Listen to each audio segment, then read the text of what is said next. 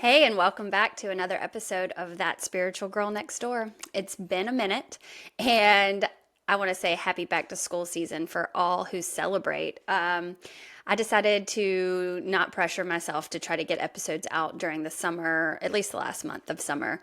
We were on vacation. We also all got a little sick. And instead of trying to pressure myself to make things happen, I just enjoyed my kiddos. So, that said, I'm ready to get back rolling, and the timing could not be any more perfect because I want to take this episode, it's going to be a quickie, to tell you about a conference I just got back from. It was a couple weeks ago, but it's called the Psi Games, and you may have seen some of my stories on it on Instagram. But it is a conference unlike anything I've ever been to. I'm used to the corporate hotel ballroom situation with the crazy carpet and the AC pumping, and let me set the stage because that's what it looked like. But there was a lot more going on there. It is like, let's talk first. What was the Psi Games? And then I'm going to give you my top three mind blowing moments so that I give you a little bit of a rundown on what I experienced. And then I think I have a little bonus one as well. But after that, want to just invite you to join me next year. It's going to be in Charlotte, and for those on the East Coast especially, Charlotte is so easy to get to. The airport is right there, and it's a major hub. So if this interests you at all, they have a major discount going on for 2026, and it's going to be July 31st. And I mean, I just can't tell you how amazing it was. And you don't have to be a practitioner, you don't have to be a psychic. You just have to have an open heart and an open mind and want to experience some cool things and meet new friends. And that's what it's all about. It's just funny how my mama me time is not necessarily going to sit on a beach and read a book, which is also awesome and has its place. But when I have free time now, I want to meet new people and expand my mind and have new experiences. And I'm telling you, this fits the bill. Okay, so that said, because I don't want to keep you for too long, I want to tell you what the Psi Games are. And if you are listening on a podcast, cool. I'm going to try my best to describe everything, but I'm also going to share my screen and show you a few things that I got to see. So if you want to hop over to YouTube and see it in real time, that works. But again, I'm trying to be podcast friendly here, that I'm going to explain what you're seeing. So if you're on YouTube, sorry if that's redundant, but that's what's happening here. Okay, so the Psi Games is part conference, part experiential playground, I guess you could say, where people are gathering to explore basically the edges of human consciousness, intuition, and abilities that we don't usually think are possible. And that ties into the mission because it's basically to prove through science and practice and experience that we all have these innate capabilities. So it's not just about like the gurus up on stage showing off what they can do, but it's about everyone in attendance realizing, oh, this is in me too. But they call it the Psi Games because while there are speakers and lecturers and workshops, there are live demos, and they were kind of like a competition. I mean, I think they actually had like a check at the end that they presented. I'm actually sure they did. But the games part isn't, they don't play up the competition like excessively. So it's just about fun and a demonstration that, look, this is what we can do. So that's the games part. They did telekinesis, they did Mindsight. So if you're not familiar with all these terms, Mindsight is where you put on a blindfold and you can see with your inner eyes and not your actual eyes.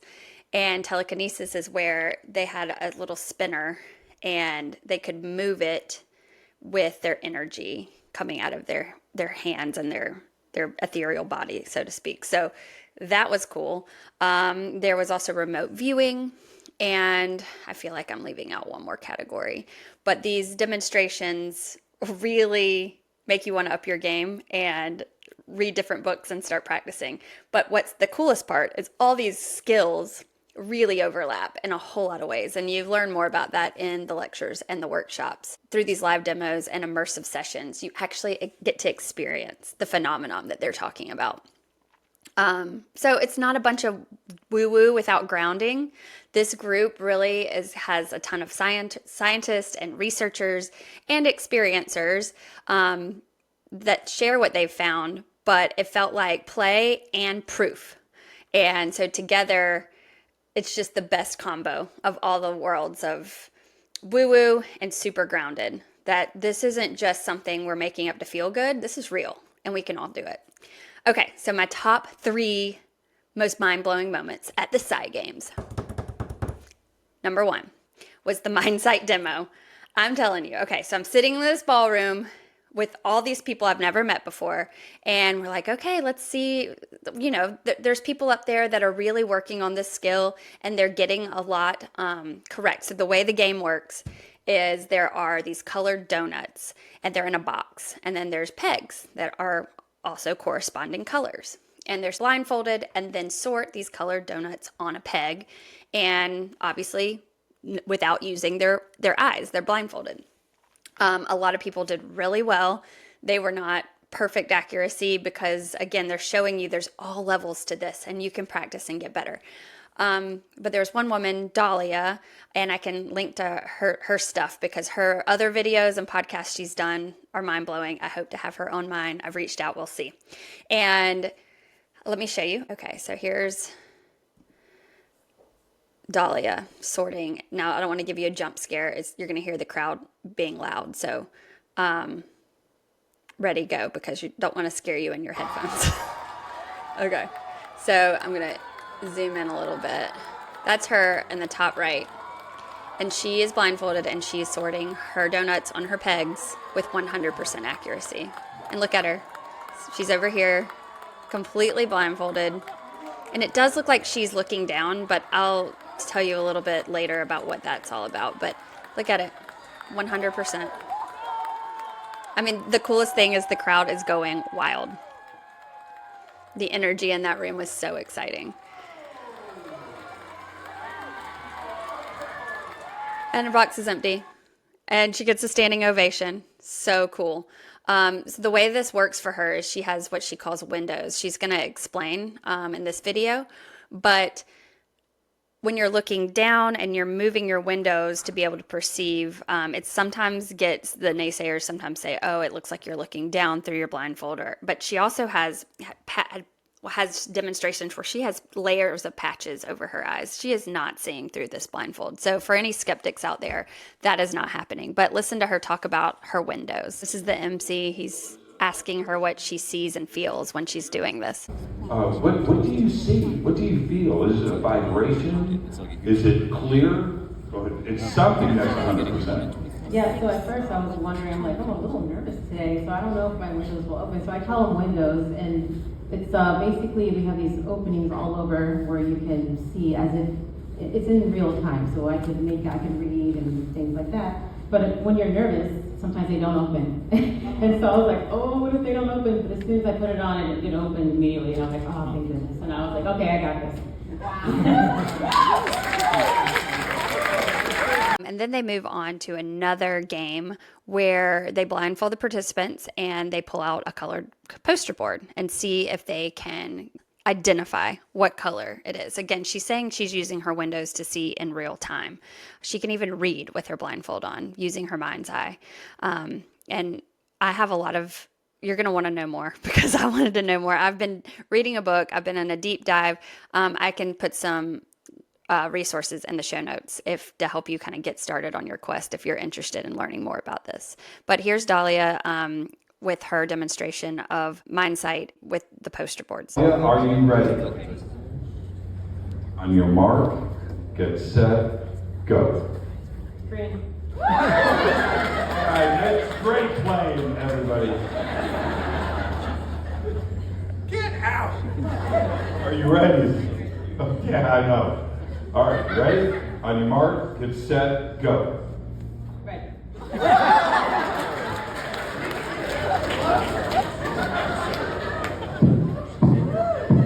I think this is what is known as mindsight. Are you ready?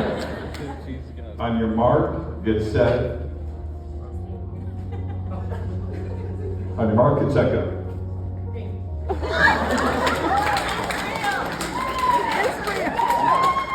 All right, it was that quick. That's because it's as if she's just looking at the guy pulling out the poster board. It's that simple for her. All right, I wanted to do a couple more clips where she talks about Mindsight for those in the audience. We're very happy that the world is seeing what's possible. Every single one of us can do this. Every single one of us can do this. It's just we don't think we can, and that's the only reason why we're not. I mean, how profound is that? And if you're a parent, it's something that you probably coach your kids with. Every single one of us can do this. The only reason we're not is because we don't think we can. I mean, I don't know. I get super excited about that idea. Okay, so at the end, when they're showing the poster board, the clip I just showed you, he's pretty close to her. And theoretically, the idea is if you're closer to what you're trying to identify, it's easier to identify it. But they start moving backwards, and she continues to get, again, 100% accuracy with these poster boards being pulled out. They are standing at the very end of the ballroom against the wall. So what you're seeing in this video is the stage. Well, this is a hotel ballroom. They are all the way across against the wall, and they kind of trick her. So they've been pulling one board, and she's getting it right every single time. But the last time they pull two boards, and she nails it. She says red and yellow, I think is what the colors were. She says it immediately. And so that's what she's talking about in this clip. Right, but what did you see? How did you feel when it was two colors? Because I saw the red, then I saw the yellow pop up, and you were rapid fire with both. So what went through your mind at that moment? I just thought it was funny, and I saw them both at the same time really quickly, and I was like, oh, okay. They were over there, right? Against the wall in the back, way over there. Yeah, right there. Wow. Yeah. How many feet is that? That's about 75 feet, maybe 100. Yeah, the stage is 36 feet. It was just something that blew my mind and that I've never seen before. So very cool. That is number one. And tied into that, I got to go to 2 lectures with 2 different women who do this with children. So Nicola Farmer, she's from the UK. She has ICU Academy. Isn't that cute? ICU. And she helps children do this. Apparently children can pick up this skill very quickly. A lot of it has to do with what we believe is possible and where adults have a hard time because we use our brain in a different capacity. We're very stuck in our left brains that are doing, what's on my to-do list? What chores do I have to do today? Kids live in the moment and they're more creative, and just the way their brains are, they can pick up the skill quicker. So here's a resource. She was fabulous. She did some really great, cool things in the workshops that we learned how to connect to our higher selves quickly and stay calm and regulate our nervous system. But she does a lot of work with children as well. The other one, a wonderful workshop I went to, and she has agreed to be on the show. So shout out Ellie Molina. I'll share the screen here. She also does coaching with kids and Mindsight training. And her whole presentation was on the power of words and and we talk about that a lot here. And my friend Ashley Goner, shout out to Ashley, with Uncover Your Magic. She always calls herself the word police. But that's what Ellie is teaching you on how to communicate with your kids and how to teach your kids to not use certain words like I can't, or even the word try. Try implies that you're not going to be able to. Just use I am. So she says she also coaches actually a lot of children who are actors, and she helps them create these skills, and ultimately it just creates confidence, and then things start falling into place in their life. So it's wildly fascinating. It is not something I really knew a whole lot about, and it really blew my mind, and I just can't wait to dig into more. So if anybody wants to practice and you know me locally, I've got the books, I'm getting the cards, I've got the blindfold, and I think having a partner would be really fun. Or we could do it even virtually if you're interested. Number 2 in mind-blowing moments at the Psi Games is seeing orbs with Chris Bledsoe. If you saw my previous episode with Corey Moore, she was there. I got to see her. Shout out Corey Moore. I'm doing lots of shout outs today. And she, first of all, is amazing. I got to become like real life friends with her, which was so fun. And second of all, she was the one that opened my eyes to this universe of orbs and the phenomenon. So I did end up reading Chris Bledsoe's book before I went to the conference, and I highly recommend it. It's a quick read. It is, again, makes you consider things you've never thought of before. It's called UFO of God. And I will put a link to it in the show notes because it's a must read.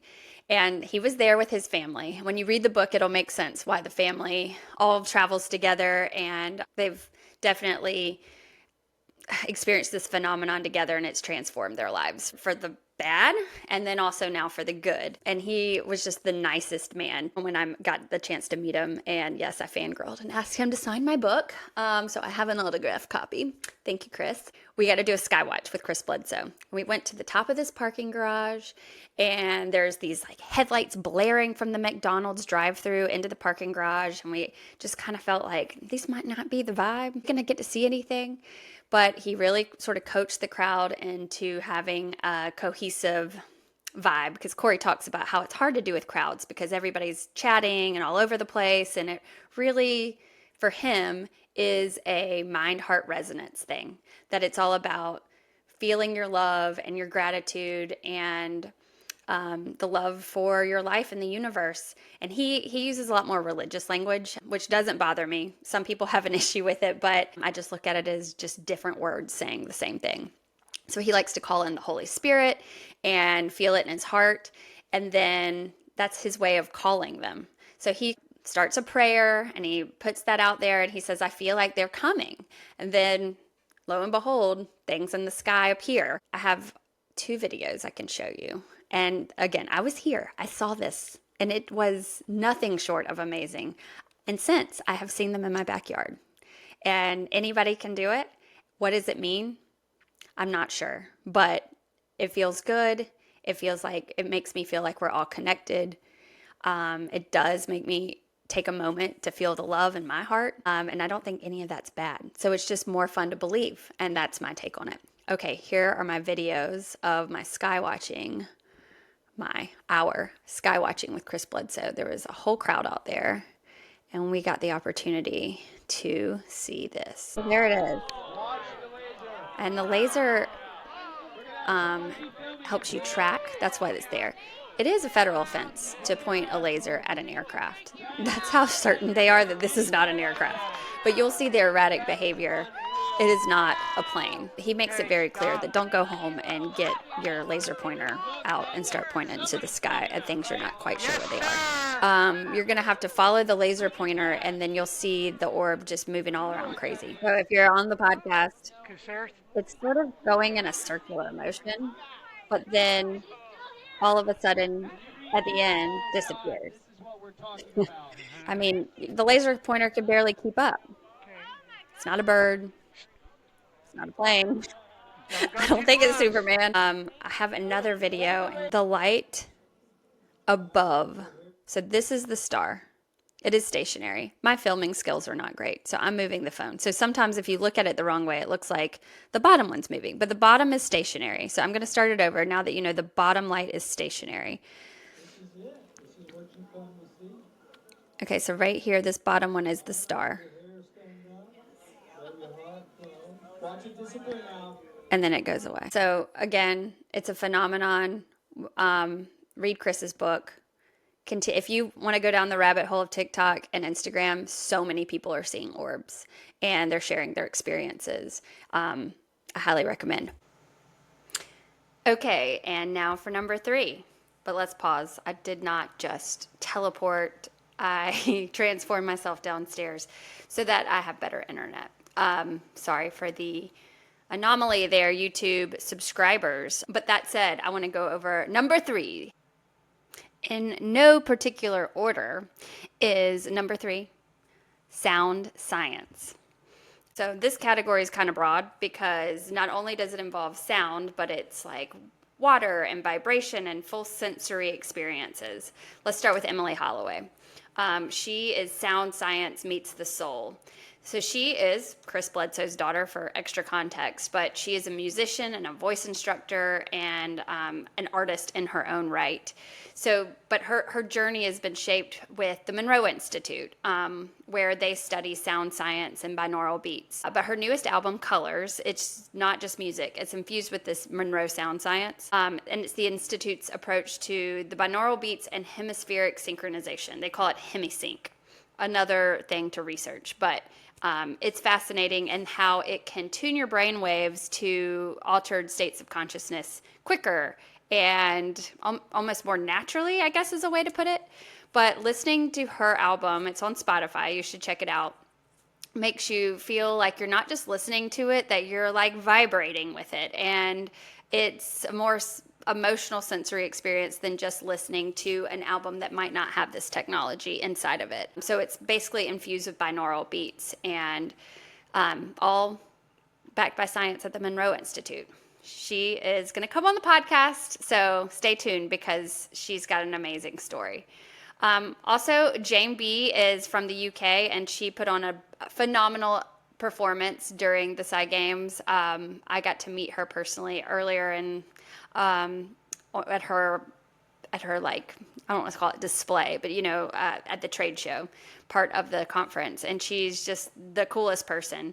But her performance was like, and I'm going to mess up because I can't remember who she sang with, what the woman's name was, but together they put on sort of like an operatic type play. There was a story behind it, but in the background you have their voices weaving through with visuals of cymatics, which is like the visual representation of sound. I mean, like literally they can put sound on plates with like salt, and as the sound vibrates, it creates an image.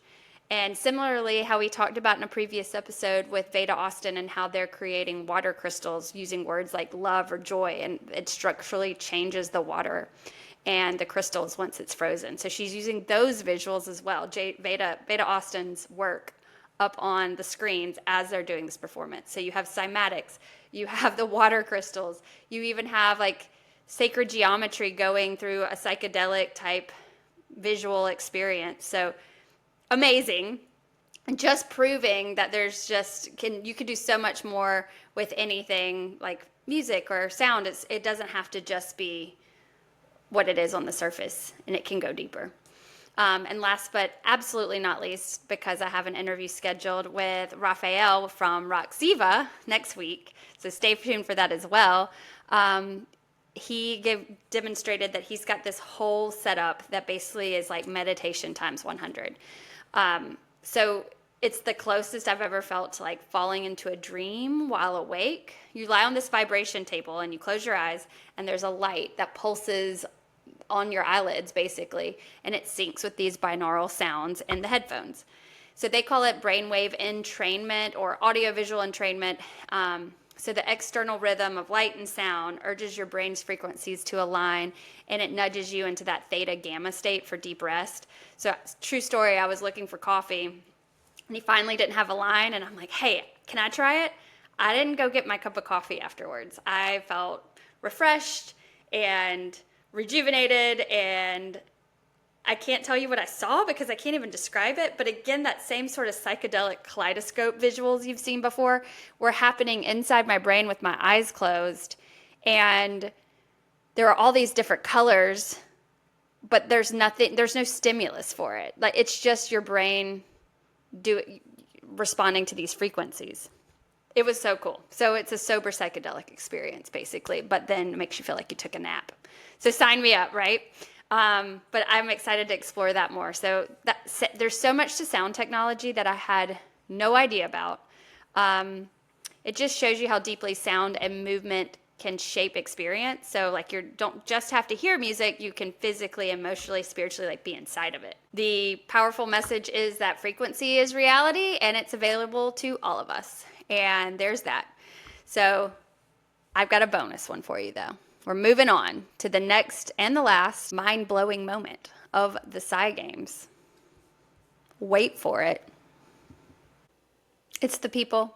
It's that simple. The biggest gift was the people. So just imagine walking into a room where every author, researcher, and friend that you've been following online just suddenly is there. It felt like the universe curated my actual 3D feed. I'm not going to lie. When I saw this conference, I was like, wait, was this created for me? All these subjects are things that I've been taking a deep dive. I mean, the telepathy tapes, Dr. Diane Powell was there. Like, how have I been talking about the telepathy tapes along with everybody else in the world? Listen, I get it. But if you're a friend of mine, you're like, shut up. She was there. She was on the panel. Tom Campbell with My Big Toe, my book club, who is wanting to read typical books, which is excellent. And I would like to read normal fiction too. Got a text saying, hey, anybody want to read My Big Toe, My Big Theory of Everything, with Tom Campbell? It was a little bit crickets, but that's okay. But again, he was there. So I got to meet people who are like, yeah, I've read My Big Toe. It's excellent. I mean, y'all, this book is thick and it's hard, but it's worth it to get through. I'd suggest listening to some podcasts with Tom Campbell on it first. You'll get kind of the gist, but the book is totally worth it. I digress. Not only the people and the speakers and all of that, but the friends. We can kind of skip all the, hey, where are you from? I mean, that stuff's important. Like, what do you do? But everybody I met remarked how easy it was to just drop right into big, deep conversations when you start with, like, why are you here? What makes you the most excited to be here? What are you excited to learn about? And it kind of made me realize, like, what a way to start a conversation with anybody in your life. Like, asking them, hey, how's it going? What are you doing right now that's exciting to you? I mean, that's the best. That's going to drop you right into a good conversation, right? So anyway, that was a little fun thing that I discovered. But the people, I mean, I'm telling you, this is the real deal magic friendships and meeting people who get it. So that was my bonus moment. But that's the Psi Games in a nutshell. So there's proof, there's play, there's possibility. It's not just a conference that you're sitting at in the ballroom. I mean, there is some of that, but it's all about learning things that you want to experience, and then you get to live through it, and it's very experiential. But the mission is simple. It's just to remind us all that we're more than we've been told, and these abilities aren't like some fringe weird thing. They're actually human. The next one's going to be in Charlotte, North Carolina, and honestly, I would love if some of you would come with me, because these moments, they're better when you experience them in person and not just listen and learn, which is wonderful, but having them firsthand experience is what it's all about.